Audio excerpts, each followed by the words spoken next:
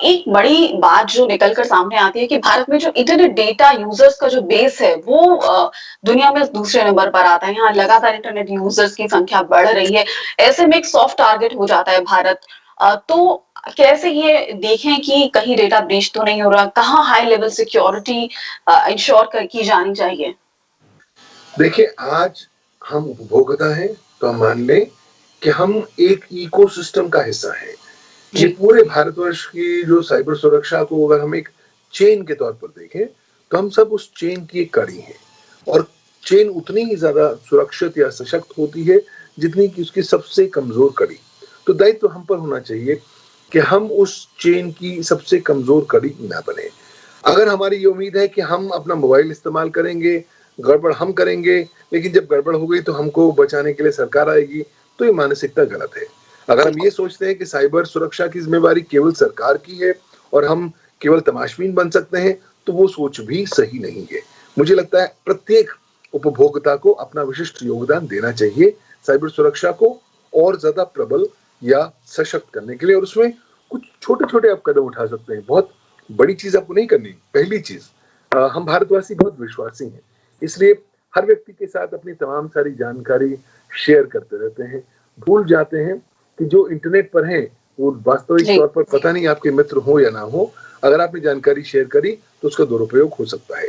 तो पहला सिद्धांत कि आप कृपया अपनी जानकारी को नीड टू नो बेसिस पर ही शेयर करें।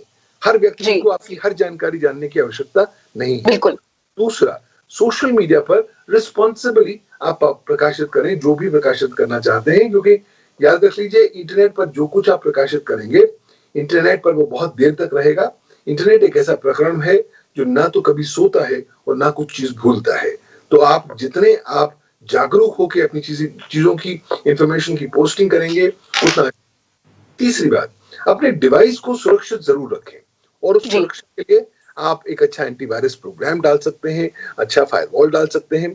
बहुत से प्रोग्राम फ्रीली उपलब्ध हैं इंटरनेट पर जिनका इस्तेमाल आप कर सकते हैं। चौथी बात, अगर आप इंटरनेट ट्रांजैक्शंस कर रहे हैं, बैंकिंग ट्रांजैक्शंस कर रहे हैं, तो अच्छी बात होगी कि आप एसएमएस अलर्ट की सेवा का आनंद उठाएं, ताकि हर ट्रांजैक्शन पर आपको अलर्ट मिले कि ये ट्रांजैक्शन आपके अकाउंट में हुआ है।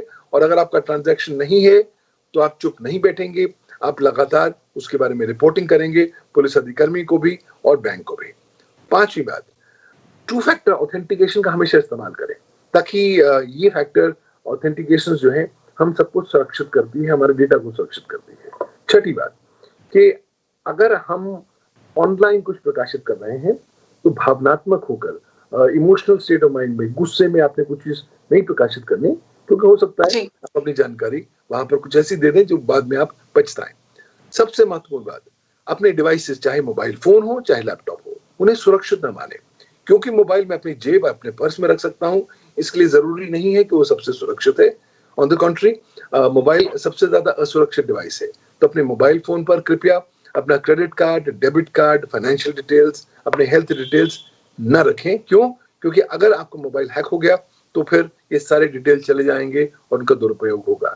अपने जी। डिवाइसेस के डेटा के हमेशा बैकअप रखिए और अल्टीमेटली ये जान लीजिए कि आपको अपने रोजमर्रा के जीवन में साइबर सुरक्षा को एक जीवन जीने की शैली के स्वरूप में अडॉप्ट करना पड़ेगा।